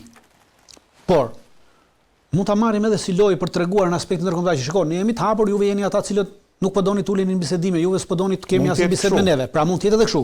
Mund të jetë edhe reale që shikore ne seriozisht jemi të hapur, ai do ulemi se kemi interes. Pra ekziston. Nëse Europa bashkohet me Rusin, tha, ja kalon SBA-s. Po pra këto janë lodra politike që udhëheqësit e këtyre vendeve të mëdha i bëjnë. Pra është në atë aspektin që Trumpi cënon nga njëra anë Rusin, pra duke cënuar për të hyrë në këto vendet e detit Kaspik.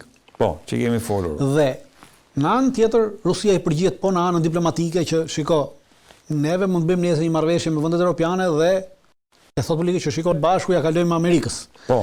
Pra, ti hyn këtu në oborrin tim, unë hyn në oborrin tënd.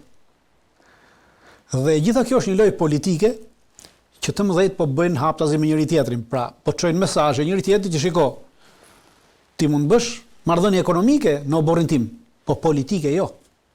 Ashtu siç edhe unë mund bëj marrëdhënie ekonomike në oborrin tënd, po politike jo. E qartë. Pra, jemi te kjo loja. Unë mendoj që është kjo loja, nuk kemi tjetër. Me që prekëm pak Venezuelën, Dritan, Rusia ka tërhequr diplomatët nga Venezuela, presioni është rritur.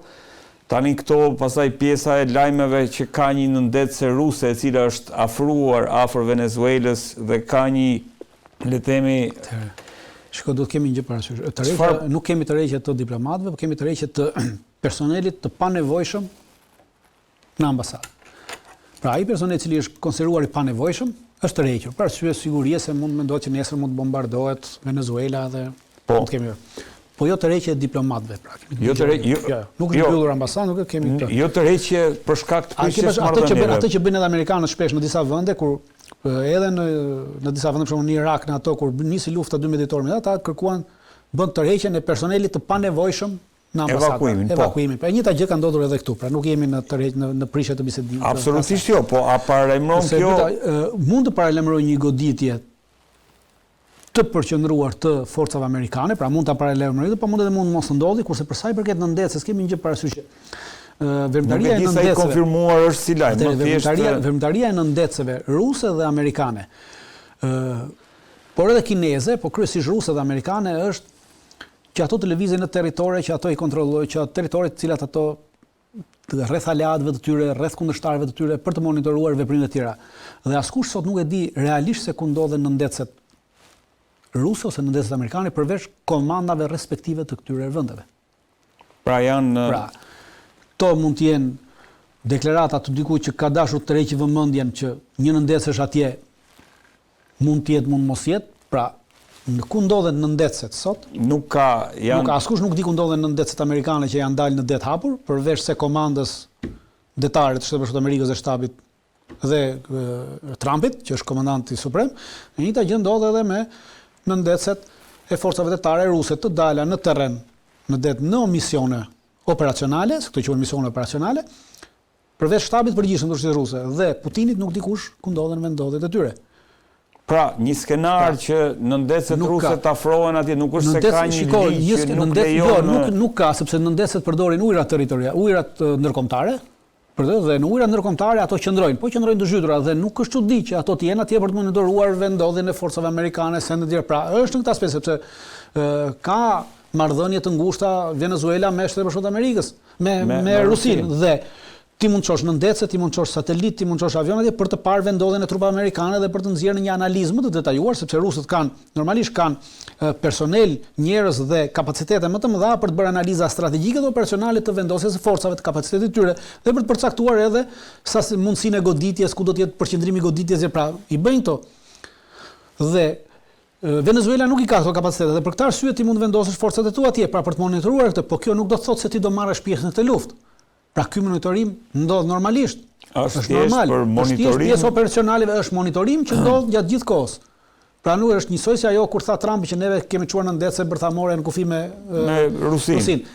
Ajo është detyrë e tyre, pra ato bëjnë atë bëjnë për herë ato. Edhe në ndecet ruse shkojnë në kufi me Amerikën, po nuk hyn në ujëra territoriale. Në ujëra territoriale për tyre duhet sërish të marrin leje. Pra në rast se hyn quhet shkelje dhe quhet pushtim, quhet si duash. Pra nuk kemi të bëjmë drejtan me një skenar që nëse SBA godet Venezuelën... Jo, nuk ka ekziston një gjë tillë, për arsye se nuk ekziston asnjë marrëveshje e tillë midis Venezuelës dhe Rusisë. E vetmja marrëveshje që ekziston midis Venezuelës është marrëveshja e bashkëpunimit ushtarak, po jo marrëveshje e mbrojtjes reciproke. Marrëveshje e mbrojtjes reciproke Rusia ka vetëm me Korenë e Veriut. Me Korenë e Veriut. Dritan, e fundit edhe Tajvani është futur te klubi i atyre shteteve që kanë raketa hipersonike. Unë e lexova emrin, po duke qenë se më duhet ta lexoj si duhet, doja shumë të dinim për çfarë bëhet fjalë. Për cilat ja ta gjej pak King Tian dhe Chiang Kong. Është një lloj rakete. Duhet ta kemi. Kjo është pamja pak a shumë që gjeta. Është një lloj rakete. Është raketë hipersonike, nuk është prodhuar si vjet, është prodhuar vjet. Tentativa për ta prodhuar këtë raketë kanë qenë që në vitin 2019 dhe është prodhuar ka hyrë si raketë operacionale, ka hyrë në janar të vitit 2024. Janar 2024 ka hyrë si operacionale, por në 2025, tashmë në dhjetor 2025 ka filluar prodhimi në seri për nevojat të mbrojtjes kundërajrore dhe të mbrojtjes raketore të Tajvanit. Pavarësisht se ka hyrë në prodhimin në seri, problemi i saj ka mbetur që aktualisht lëshimi i saj është vetëm në kapacitet e lëshimit të saj vertikal, pra të qëndrueshme, por duan që ta bëjnë, po punojnë edhe për ta bërë lëshimin të jetë edhe kjo roketë të jetë edhe mobile, pra ta vendosën në një shtrat makine edhe ta lëvizësh ku të duash. Dhe ta lëshosh nga çdo vend. Aktualisht janë duke punuar në këtë, janë duke provuar dy lloj shtratësh, njëri shtratë është shtratë i një makine çeke. Çekët kanë një makinë të madhe që tillë, dhe njëri shtratë është një makinë amerikane, Oshkosh quhet ajo amerikanëve, dhe po i testojnë të dyja, se janë testime të ndryshme që bëhen derisa tashu. Raketa është raketë hipersonike, ka rrezën e saj 2000 kilometra. Ajo çfarë nuk dihet është sa e ka kapacitetin e saj goditës, sepse deri më sot të gjitha të dhënat që kanë publikuar që do të përdoret si raketë për të goditur raketat balistike që hyjnë në territorin e Tajvanit në formë kinetike. Pra kur thua në formë kinetike, domethënë do ta godasi raketën me përplasje dhe jo me shpërthim. Dhe nuk dihet sot sa është kapaciteti i eksplozivit, i kokës eksplozive që mund të mbajë kjo raketë. Pra, nuk ka informacion. Nuk ka informacion për këtë gjë. Gjithsesi, është një raketë e cila mund t'i bëj punë Tajvanit në rast se përplasjes me Kinën, po jo në aspektin siç është deklaruar. Është deklaruar nga mediat e ndryshme, po jo nga tajvanezët, pra kjo duhet përsëritur. Tajvanezët nuk e kanë deklaruar asnjëherë këtë, po nga mediat e ndryshme kryesisht perëndimore, ato që merren me çështjet ushtarake kanë deklaruar që tashmë Tajvani mund godasi kapacitete dhe objektiva strategjik deri në 2000 kilometra në Kinë, pra. Brenda Kinës. Ndërkohë që realiteti është që kjo raketë tajvaneze kanë kryesisht e kanë prodhuar për ta përdorur kundër anijeve, sepse duhet kemi parasysh nuk është raketë balistike, por është raketë kruz. Pra nuk është balistike, është kruz. Që do të thotë? Pra nuk është raketë që balistike që del nga atmosfera dhe hyn sërish në atmosferë. Nuk kemi të bëjmë me një. Shkon deri në 70 kilometra lartësi. Pra nuk ka gjë tillë. Po është raketë kruz. Dhe është raketë kruz hipersonike, gjë do të thotë që duke qenë se është hipersonike, pra shpejtësia e saj është mbi 5 Mach, dhe duke qenë se shpejtësia e saj është mbi 5 Mach, atëherë do të thotë që mundësia e reagimit, se radari mund ta kapi, po mundësia e reagimit për shkak të shpejtësisë e bën zero mundësinë e reagimit. Dhe kjo raketë do të përdoret nesër nga tajvanezë për të goditur mjetet detare kineze që mund të rrethojnë nesër Tajvanin për të pushtuar Tajvanin. Pra është e pa tillë. Për shkak të shpejtësisë, për shkak të shpejtësisë, gjithmonë për shkak të shpejtësisë, jo për shkak se nëse është raketë kruz dhe e kap radari. Pra nuk është. Pra konsiderohet zhvillim i rëndësishëm. Është zhvillim i rëndësishëm për tajvanezët, por unë mendoj që pavarësisht se tashmë ka hyrë operacionale dhe është dhënë njësive të mbrojtjes raketore tajvaneze, unë mendoj që kinezët kanë pasur dënim për arsye se siç thash, kjo ka hyrë është bërë operacionale vjet në janar të 2024-s dhe interesante është që kinezët në shtator të vitit 2024 kanë prodhuar një raketë quhet GDF-600. GDF-600 është një raketë balistike me rrezet të shkurtër veprimi, pra 600 deri 800 km, pra aq sa është Tajvani, po. Tajvani është më pak se kaq, se 100 ca kilometra është larg, po. Dhe kjo është një raketë shumë interesante dhe është raketë quhet raketë jo nukleare me pulse elektromagnetike. Pra kjo raketë hyn në territorin e hapësirës tënde, është 7 Mach, pra është më e madhe se kjo. Dhe hyn dhe çfarë godet me pulse elektromagnetike, duke bërë me pulse elektromagnetike atëherë të bën të neutralizon çdo lloj radari që ti ke dhe çdo lloj mjeti elektronik të del jashtë përdorimit. Dhe kinezët kanë prodhuar këtë për ta përdorur si vala e parë e goditjes ndaj çdo lloj goditje tjetër. Pra të lëshon këtë, të neutralizon dhe pastaj të lëshon raketat e tjera. Në aspektin që ti mund ta ke, pra Tajvani e ka këtë raketën, por Tajvani nuk e ka raketën për të sulmuar Kinën, e ka raketën për të mbrojtur nga Kina. Pra do ta përdorin në rast se Kina e sulmon Tajvanin. Në rast se ti do ta përdorësh këtë raketë për të sulmuar i pari, po kjo është shkatërruese dhe ti mund t'i bësh dëme të mëdha Kinës. Po në rast se ti e përdor vetëm për të mbrojtur nga Kina, atëherë ka mundësi që këtë raketë të mos e përdorësh dot për arsye se kinezët prandaj kanë prodhuar këtë raketën GDF-600 pasi tajvanezët kishin prodhuar këtë.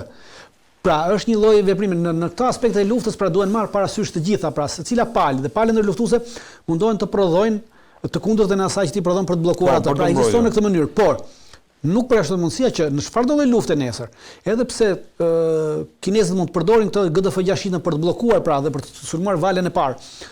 1, 2, 3, 4, 5 raketa të tilla mund të shpëtojnë tajvanezëve dhe të lëshojnë nesër këto raketa dhe të bëjnë dëme të konsiderueshme, po jo që të arrin të ndalin pushtimin e Tajvanit nga Kina. Pra është pa mundur që një skenar të tillë ta neutralizojnë. Por mund ta bëjnë të kushtueshëm për Kinën. Drejtan, ndërkohë kjo është për t'ju le të themi për t'ju shtuar kësaj që po diskutojmë. Raporti Pentagonit thotë që Kina me gjas ka ngarkuar në siloze mbi 100 raketa balistike ndërkontinentale DF-31. Është gjë le të themi normale për këtë apo jemi në një moment ngarkimi i këtyre raketave, ato janë raketa të cilat kryesisht qëndrojnë në vende të caktuara. Dhe vënia nëpër silose tregon që ose kinezët po përgatiten për një stërvitje ushtarake të madhe, ose po shohin po testojnë kapacitetet e tyre operacionale. Në këto janë arsyet. Nuk shoh diçka tjetër. Kinezët aktualisht kanë mbi 3000 raketa balistike të ndryshme. Kështu që pra nuk është se 100 prej tyre nuk përbëjnë se vendosen diçka, pra nga 3000 vendosen 100, por i shoh si një aspekt ose në aspektin e një stërvitje ose në aspektin e testimit të kapaciteteve të tyre operacionale në aspektin edhe logjistik, po edhe ushtarak edhe operacional, në aspektin që ti e bën në logjistik për të parë sa kohë të merr ty për ta bërë këtë, pra 100 raketa për t'i mbush, për t'i vënë gati, për t'i bërë gati, për t'i hedhur në sulm 100 raketa, sa kohë të merr dhe shefi edhe anën operacionale teston të gjitha sistemet që janë të lidhura me lëshimin e kësaj raketave. Pra, këto janë testime që vendet i bëjnë, kryesisht i bëjnë rusët, i bëjnë amerikanët, i bëjnë rusët i kishin vjar ato raketat vjar. Ajo është pjesë e testimit. Të njëjtën gjë bën edhe amerikanët me Minuteman para gjithë këto. Unë mendoj dhe kemi një gjë parasysh që kur ndodhin këto, rusët dhe amerikanët kanë një marrëveshje të përdorimit dhe mos përdorimit të armëve bërthamore. Dhe në këtë marrëveshje është e përcaktuar që kur ti teston armë balistike, të cilat mund të mbajnë koka bërthamore, e njoftojnë njëra tjetrën. Pastaj mediat e heqin këtë pjesën e njoftimit dhe për arsye të ndryshme, të cilat fillojnë nga politike deri te ekonomike, po. Kapin vetëm pjesën që u bë kjo. Dhe njëjta gjë ndodh edhe me kinezët. Pra edhe kinezët kur i fusin në silo atëherë se duhet të kesh një gjë parasysh, pra, që ta kuptojmë qartë pse është e lajmëruar dhe po përdoret nga media kjo gjë. Jo nga neve, pra, nga media që kanë deklaruar. Dhe pse po përdoret? Sepse në momentin që ti deklaron që kinezët vunin 100 raketa në silo, pra i vun gati 100 raketa për të lëshuar. Dhe nga ana tjetër nuk ke një deklarim nga NATO ose nga Washingtoni që thotë që neve çuam avion ose çuam në ndet ose përgjigje të kësaj, atëherë do të thënë që kjo që ka ndodhur është e paralajmëruar që ne do bëjmë dhe ky është testim dhe okay, bëm testimin mbaroj, pra nuk ka nevojë që unë të çoj forca në rast se ti e bën dhe unë nuk kam çuar forca dhe nuk kam bërë asnjë reagim verbal. Diplomatik do të thënë që atëherë kemi diçka që ka ndodhur jashtë komunikimit ton. E qartë. Prandaj thonë që qytetarët do ta shohin këtë aspekt. Në momentin që shohin një lajm kaq bombastik, atëherë çfarë bëjnë? Në rreth me këtë, le të hyjnë në Google, le të kontrollojnë. Në raport me këtë, ka deklarata nga Washingtoni? Jo. Ka deklarata nga NATO? Jo. Në rregull. Është diçka normale, një veprim normal që përdor media për të shtuar atë idenë e frikës se po shkojmë drejt një lufte. Normale është, po në kontekstin ku Shtetet Bashkuara të Amerikës testojnë Minuteman 3, në momentin që Rusia bën gati jar edhe S-500. Po s'ka, nuk i bën gati, pra janë testime, duhet kemi testime, janë testime të kapaciteteve të tua operacionale të këtyre raketave. Të gjitha vendet i bëjnë. Këtë do të kuptojë Dritan. Po pra, jo media di këtë. Apo jemi tek Jo, media e di shumë mirë këtë, sepse media e di shumë mirë këtë, po është duke përdorur vetëm atë pjesë që i intereson medias. Kryesisht mediat perëndimore janë duke bërë këtë në vazhdin e saj për të bindur qytetarët e tyre që shiko po shkojmë drejt një përplasje të madhe dhe ne duhet patjetër që këtë 5% mos na bëni zë nesër se ku do t'i çojmë këto parat, mos kundërshtoni që do t'ju marrim këto parat nga kopshti i fëmijëve, do t'ja marrim këto parat nga pse mos ta ketë Europa këtë frikë, se në fillim e diskutuam që Amerika mund ta lejojë. Se Amerika e lejon këtë. Evropa është e mbaruar, nuk ka asnjë kapacitet në këtë aspekt. E qartë. Pra, është e kohë ti armatosë sa duash ti pospate mbështetësh të Shtetet Bashkuara të Amerikës në këtë mbrojtje. Pasi thash në këtë rajonin hemisferën perëndimore, në cilën neve bëjmë pjesë. Vetëm Shtetet e Bashkuara të Amerikës kanë kapacitete të mbrojtjes raketore dhe këto kapacitete të mbrojtjes raketore balistike Shtetet e Bashkuara të Amerikës i kanë vendosur në Groenland, në 2 baza në Groenland ndodhen. Pra në asnjë vend tjetër, ndodhen në këtë Groenlandën, të cilët unë po them që danezët ju a kanë shitur. Dritan, falenderoj shumë që të kisha. Faleminderit atë ju.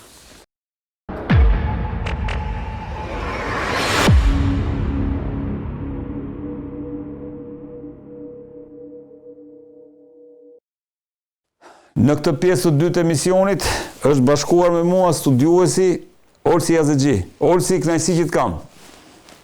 Faleminderit për ftesën. Selam aleikum.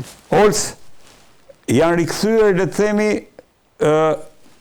debatet e nxehta ndërmjet frikës që ka Izraeli në lidhje me atë që po ndodh në Iran, zhvillimin e madh të prodhimit të raketave balistike dhe hipersonike, çka për Izraelin është, le të themi, një sfidë apo një kërcënim i drejt për drejt i sigurisë. Ndërkohë që e gjitha kjo ndodh, do kemi një vizitë Netanyahut në Shtëpinë e Bardhë, ku Netanyahu pritet që të diskutojë me Trump për sigurisht për Gazën, për fazën e dytë, të diskutoj për avionët F-35 që Shtetet Bashkuara të Amerikës do e japin Katarit edhe Turqisë, por mbi të gjitha për të marrë edhe një, le të themi, aprovim nga Trump për një sulm tjetër mbi Iranin në mënyrë që të asgjësohet, le të themi, ai kërcënim, ai që Izraeli e konsideron kërcënim shumë ekzistencial për të. ai sistemi, le të themi, programi bërthamor dhe raketat hipersonike, prodhimi i raketave hipersonike. Pra, si e vlerëson rritjen e kësaj retorike në këtë periudhë, sepse u duk sikur u spostua, le të themi, vëmendja edhe në atë strategjinë e sigurisë së Shteteve të Bashkuara të Amerikës, Irani pak a shumë zhvendosej në pozicion të dytë.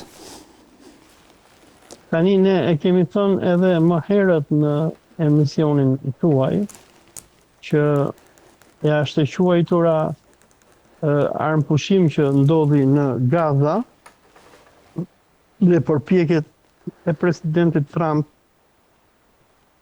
për të shtyr akordet abrahamike dhe për t'i dhënë luftës në lindjen e mesme fund dhe duke në një farë mënyre izoluar Iranin, për regjimin e Benjamin Netanyahut nuk janë të pranueshme. Sepse Netanyahu e di që për sa kohë që Irani do të jetë aty, kërcënimi i Islamit revolucionar, i cili buron nga Teherani, do të jetë i vazhdueshëm dhe kërcënim ekzistencial për supremacin izraelite mbi Islamin. Izraelitët apo këta grupi i këtyre ekstremistëve të shifut që shëndrojnë mbrapa Netanyahut, ata besojnë në këto predikimet e tyre talmudike, i pas të cilave ata duhet t'i japin fund një herë e mirë Islamit dhe të krijojnë atë që njihet si Eretz Izrael, apo Izraeli i madh, apo Izraeli biblik. Dhe ky Izrael nënkupton zhdukjen e Sirisë, e Irakut, e Arabisë Saudite, një pjesë të mirë të Egjiptit edhe një pjesë të Turqisë. Por çfarë ndodhi është që me luftën 2 vjeçare që Izraeli përjetoi nga 7 tetor i vitit 2023 deri në 7 tetor apo 8 apo 9 tetor 2025-s, Izraeli arriti sukses të pjesshëm në luftën e madhe që Izraeli bën kundër Islamit politik. Domethënë Izraeli arriti sukses në rrozimin e Bashar al-Assadit, në shkatrimin e Gazës dhe masakrimin e Hamasit, në dobësimin e Hizbullahit. Në gjithë atë kërcënimi më i madh që është për Izraelin, që është Irani, dhe ideologjia e Islamit revolucionar iranian është aty. Dhe për personat që kanë lexuar mediat izraelite në ditët e fundit, është që ka një padurim në rritje në qarqet qeveritare izraelite, të cilat duhen që të vazhdojnë luftën deri në vdekje, deri në zhdukjen e Islamit revolucionar që përfaqësohet nga Republika Islamike e Iranit, nga pushteti i imamit të shiizmit, që është Khamenei, dhe nga ushtria e gardës revolucionare dhe ushtria për shtyrimin e Jeruzalemit që njihet ndryshe si Quds Force.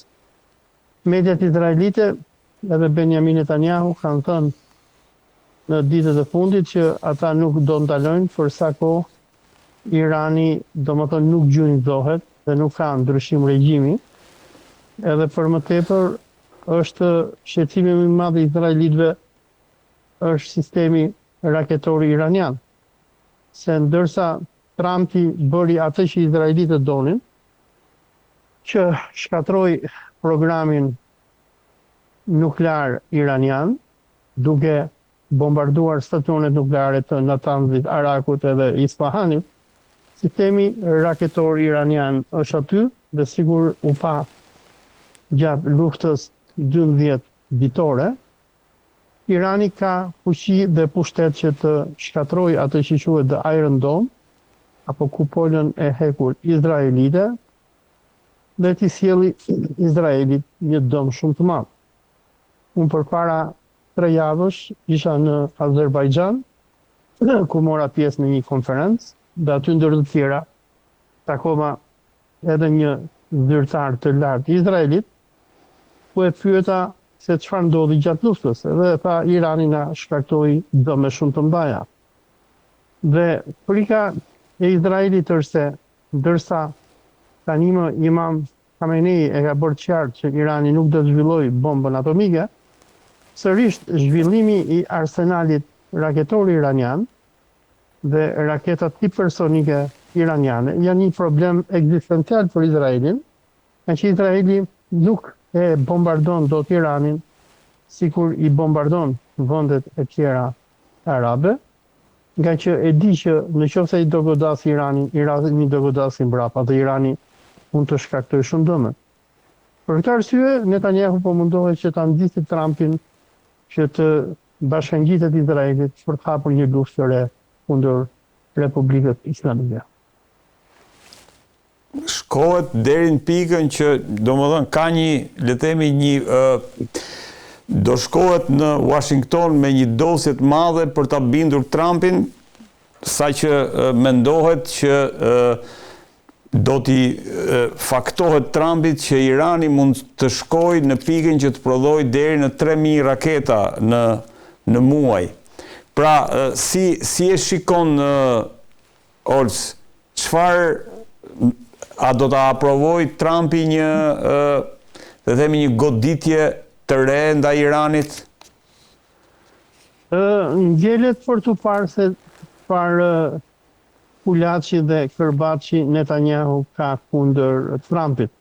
Ne dim gjatë luftës 12 vitore të qershorit 2025, presidenti Trump refuzoi deri në momentin e fundit që të hyjë në luftë kundër Iranit, dhe sikur ka treguar edhe ish agenti CIA John Kiriakou, që meqense era fjala dhe jemi duke folur në televizion shqiptar, ka qenë një nga personat që George Tenet e futi në CIA, e biles ka qenë edhe në Shqipëri gjatë luftës civile që CIA nxiti në 96-97.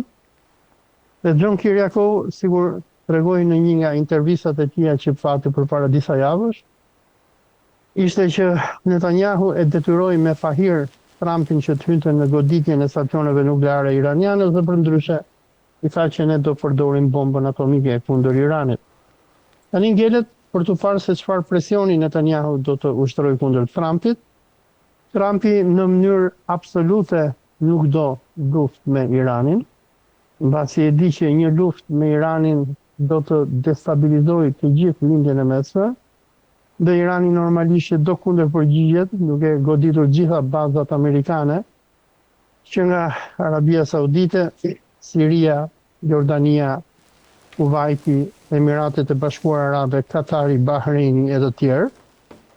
Dhe kundërpërgjigja iraniane do ta çojë Amerikën apo do ta detyrojë Amerikën që të hyjë në një luftë totale me Iranin. Në momentet që ne flasim, amerikanët nuk kanë as buxhet, as ushtri për të bërë një luftë, sikur ndodhi lufta e parë dhe lufta e dytë e gjirit kundër Saddam Husseinit që Amerika bëri, nga që Amerika ka shumë konflikte për të menaxhuar. Ne kemi parë për shembull përballjet e hapura apo përplasjen e hapur apo më saktë piraterinë që SBA-ja po bën kundër Venezuelës, të cilën e ka futur në embargo detare dhe po i konfiskon cisternat e naftës. Amerikanët janë të shqetësuar për Tajvanin dhe Kinën. Amerikanët shohin nga larg, domethënë edhe luftën në Ukrainë, dhe nisja e një lufte totale kundër Iranit është aktualisht pamundur në aspektin konvencional për amerikanët. Dhe vetëm mundësi që amerikanët mund të bënin luftë, do të ishte një luftë nukleare me Iranin. Po një luftë nukleare do të shkatronte tregtinë e botës, do të bllokonte qarkullimin e naftës, do të shkatronte tregtinë në kanalin e Hormuzit, në detin e Kuq dhe në kanalin e Suezit. Pra do të ishte një luftë me masa katastrofale, e cila do të shkatërrojë edhe ekonominë amerikane. Ne gjithë e kemi dëgjuar presidentin Trump, ku ai në mënyrë të vazhduar thot America First dhe ka hallin që të përmirësoj ekonominë amerikane. Domethënë presidenti Trump ka më shumë interes që të ketë stabilitet në lindjen e mesme, që të marri 4.5 trilion dollarët Katarit, Emirateve të Bashkuara Arabe dhe të Arabisë Saudite, sepse këto lekë të shpendohen për të përballur me një luftë totale me Iranin. Ors, me që na çove të lufta 12 ditore, ministri i mbrojtjes i Turqisë, Yasar Güler, ka deklaruar se Turqia e ka ndihmuar Iranin gjatë luftës 12 ditore Izrael-Iran. Gjatë kësaj lufte, PKK, thot ai, po zhvendoste armë dhe persona drejt asaj që konsiderohet PJAK, domethënë që është grupi separatist i kurdëve në Iran, që besohet që ky grup besonte që qeveria do të binte në Iran. Kjo ka qenë pritshmëria. Pra, si e shikon këtë bashkëpunim të dy armiqve, si Turqia dhe Irani, që normalisht armiq në kuptimin e nevojës për dominuar lindjen e mesme? Jo, Turqia me Iranin, duke parë që nga koha e perandorisë osmane, i kanë patur gjithmonë marrëdhëniet si macja me miun. Turqia, apo më saktë Osmanët, kanë dashur gjithmonë që të kenë superioritet mbi persët. Në atë kohë Irani i quaj Persi, në vitin 1935, Shah Reza Pahlavi do të ndrojë emrin nga Persi, do vë emrin Iran, por në të njëjtën kohë ka qenë një marrëdhënie dashurie dhe urrëtie. Domethënë, ndërsa turqit gjithmonë kërkonin që të kishin superioritet mbi iranianët, gjë e cila do të shihet në veçanti me kontrollin Osman mbi Irakun dhe mbi qytetet e shenjta të shiizmit që janë Sherbelaja dhe Naxhafi. Në anën tjetër, kur vinte puna me përballjen me imperializmin perëndimor, me imperializmin britanik dhe rus, turqit dhe iranianët bashkëpunonin. Dhe edhe deklarata e ministrit që ju përmendët, Yasar Güler, ku domethënë Turqia ka ndaluar PKK-n që t'i çojë armë partia Gjijana Azade Kurdistan, apo ajo që njihet si PJIK, apo PJAK, apo që do thotë partia e jetës së lirë të Kurdistanit, tregon një moment ku interesat turke dhe iraniane bashkohen. Për shembull, ne e dimë që në kohën e Hafez al-Asadit apo Bashar al-Asadit, ndërsa Turqia me Sirin ishin vende armiqësore, kur vinte puna për punën e PKK-s, ka patur momente bashkëpunimi ndërmjet Turqisë dhe Sirisë. E njëjta gjë me Irakun, por e njëjta gjë edhe me Iranin. Ka që këto vendet arabe, sigur janë Siria, Iraku, por edhe Irani, e din që projekti kurd është projekt i cili mbështetet nga zionizmi amerikan dhe krijimi një shtetit kurd si në Siri, si në Irak, si në Iran do të jetë katastrofë për gjithë fqinjët dhe në veçanti Turqinë. Pra, ajo që ju përmendët me deklaratën e ministrit turk është diçka që bën të thënë, dhe ne e dimë që Irani me Turqinë, ndërsa ka shumë pika që nuk bien dakord. Një nga ato, për shembull, është lufta e armatosur për shlirimin e Palestinës që Irani bën dhe Turqia nuk e bën, apo për shembull kontrolli i Sirisë, ku pak a shumë Turqia ja mori shumicën e Sirisë nga kontrolli i Iranit. Ka gjëra të tjera që ata bashkëpunojnë. Një nga gjërat kryesore është çështja kurde, sepse projekti kurd është një projekt i cili mbështetet nga zionizmi ndërkombëtar dhe qëllimi sikur u është shpallur në kohën e presidentit Bush të dytit, në kohën kur sekretare e shtetit ishte Zezakja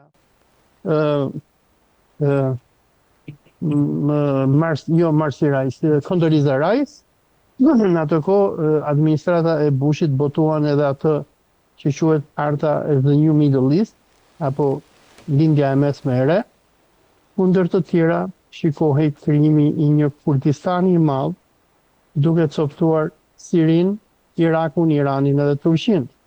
Ne mund shohim edhe me ndërhyrjen turke sot e kësaj dite në Siri, dhe investimi masiv që Turqia bën në Siri, duhet ta kuptojmë që ndërhyrja turke në Siri bëhet për të shtypur kurdët. Biles sot kemi patur në Aleppo luftë kundër qeverisë së Damaskut dhe forcave të SDF-s kurde, ku kanë luftuar dhe vazhdojnë luftojnë për dominancë kundër njëri tjetrit. Për Turqinë, çështja kurde është një problem ekzistencial dhe sigur e fam pas ndërhyrjes amerikane në Irak dhe rrëzimin e Saddam Huseinit, kur rajoni Kurdistani i Irakut palli pavarësinë me presidentin e tij Barzanin, të gjithë vendet arabe, Siria, Turqia, që nuk janë vende arabe, dhe Irani, u bën bashkë, duke mbështetur qeverinë e Bagdadit, duke i vënë embargo totale shtetit kurd që u shpall në Siri, derisa i detyruan kurdët që të tërheqishen nga kërkesa e tyre për pavarësi. Në anën tjetër, si Turqia, ashtu edhe Irani, her pas here bombardojnë të shtetin autonom kurd të Irakut, ku iranianët bombardojnë bazat e Hijakut apo PJK, ndërsa turqit bombardojnë bazat e PKK. Meqense jemi në rastin e Shqipërisë, do të sjellim edhe një detaj tjetër, që PKK-ja turke, që bashkëpunon me PKK-n iraniane dhe kurde, bashkëpunon gjithashtu edhe me mujahidinët iranianë, që janë të strehuar në Manën nga Mariam Rajavi, ku her pas here kemi dërgimin e terroristëve iranian nëpërmjet Irakut për në Iran, ku ata dërgojnë armë, spiun dhe terroristë për të destabilizuar Republikën Islamike. Olc, pra kemi të bëjmë me një, le të themi, bashkëpunim të Iranit dhe Turqisë për një çështje caktuar, apo të kemi të bëjmë me një aleancë strategjike Turqi-Iran kundër, le të themi, një aleancë të re që po shpërfaqet për izolimin e Turqisë dhe aspiratave të saj midis Greqisë, Kipros dhe sigurisht ajo që udhëheq dhe vendi ku firmos kjo aleancë ishte pikërisht në Izrael. Pra, jemi përballë një aleancë Turqi-Iran, apo kemi të bëjmë thjesht me një bashkëpunim, apo jemi përballë, le të themi, një kundërpërgjigje që po i vjen kësaj lëvizje që po ndodh, që ka ndodhur së fundmi. Sigur e përmend edhe më herët, kemi qenë kohën e perandorisë osmane, ndërsa osmanët kanë bërë disa luftra kundër Persisë, kur vinte puna tek kolonializmi i krishterë, sigurisht e kërcënimi rus apo britanik, osmanët dhe persianët bashkëpunonin me njëri tjetrin. Dhe edhe kjo, domethënë, aleanca turko-iraniane kundër kurdëve është, domethënë, dëgjoj, Turqia me Iranin i ka marrëdhënie shumë të koklavitura. Turqia është i vetmi vend në botë që akoma i lejon iranianët të hyjnë pa viza. Sigur e akuzojnë edhe mediat izraelite, por edhe amerikane. Turqia është vendi kryesor ku iranianët shkojnë që të bëjnë tregti, nga që amerikanët i kanë bllokuar iranianët me gjithë botën dhe sot të jesh iranian është gjëja më e tmerrshme për një person, nga që ke probleme të panumërta ekonomike, aksesi, udhëtimi etj. Etj.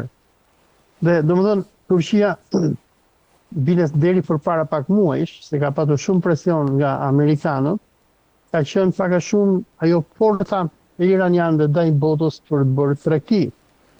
Dhe domethënë iranianët me turqit kanë luftra, kanë edhe koalicion përbashkët.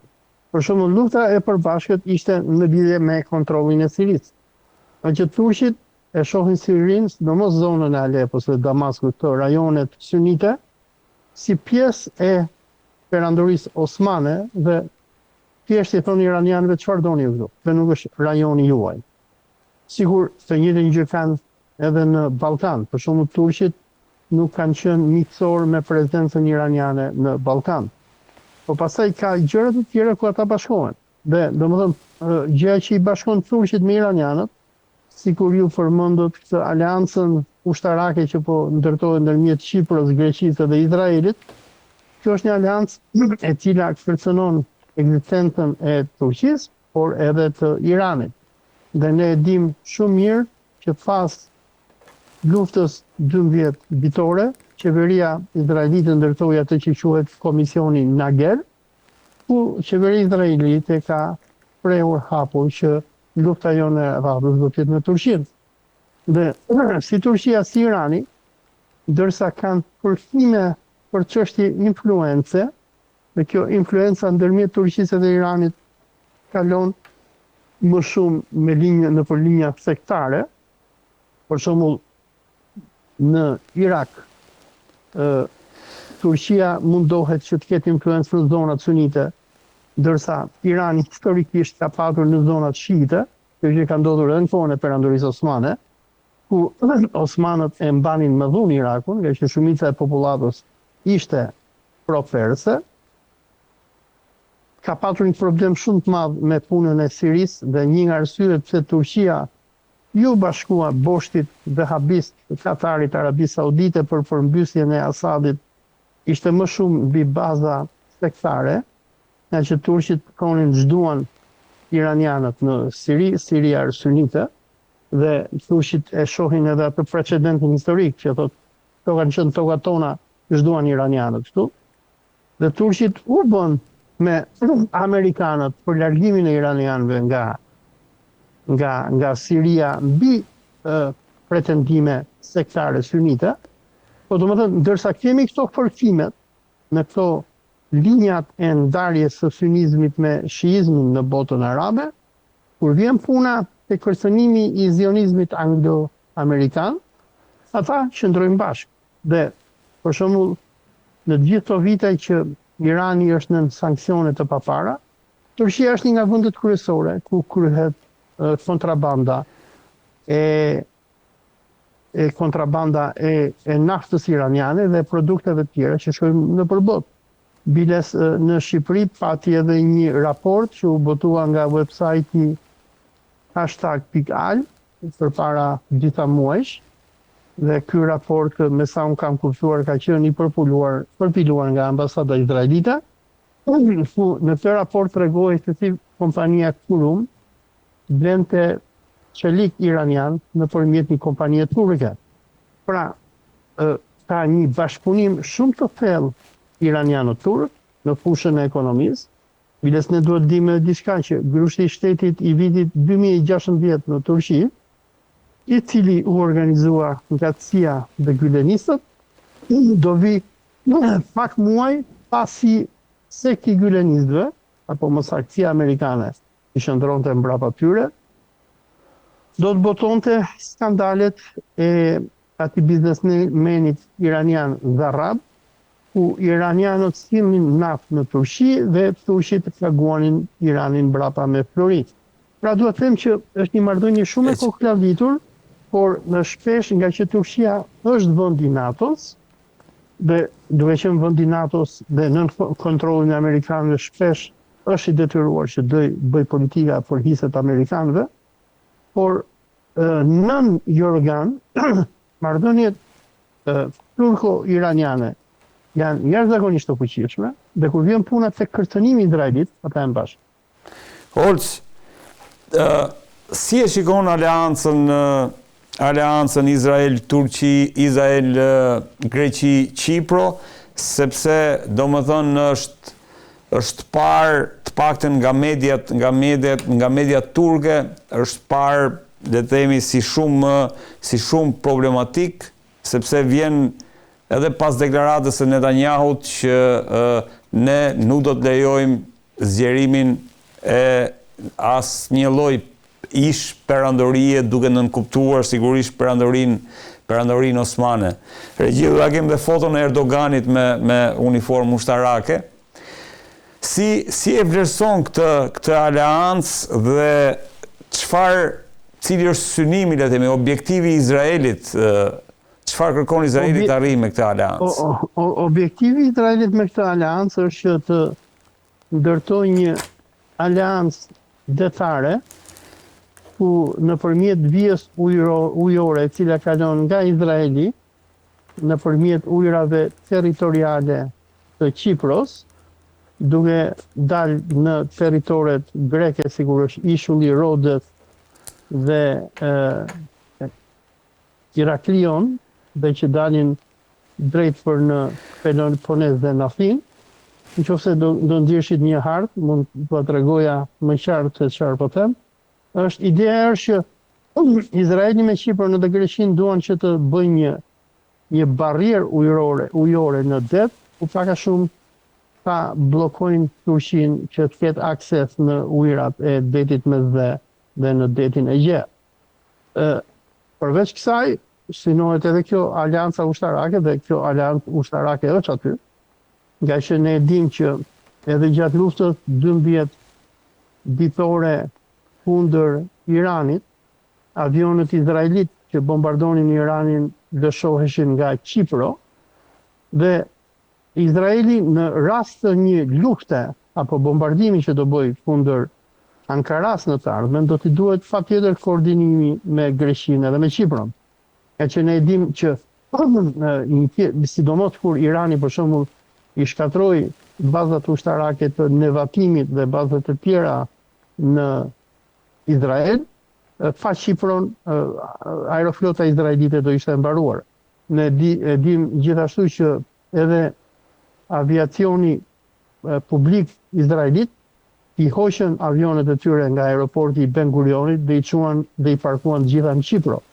Dhe Izraelit i duhet patjetër një aleancë me Kipron, por edhe me Greqinë, duke ditur që Greqia me Turqinë janë armiq historik, pasi Turqia ka shumë pretendime ndaj territoreve greke, duke filluar që nga ishujt, që nga vija ujore, e tjerë, ndërsa grekët në anën tjetër kanë pretendimet e tyre bizantine që duan të pushtojnë Stambollin e tjerë.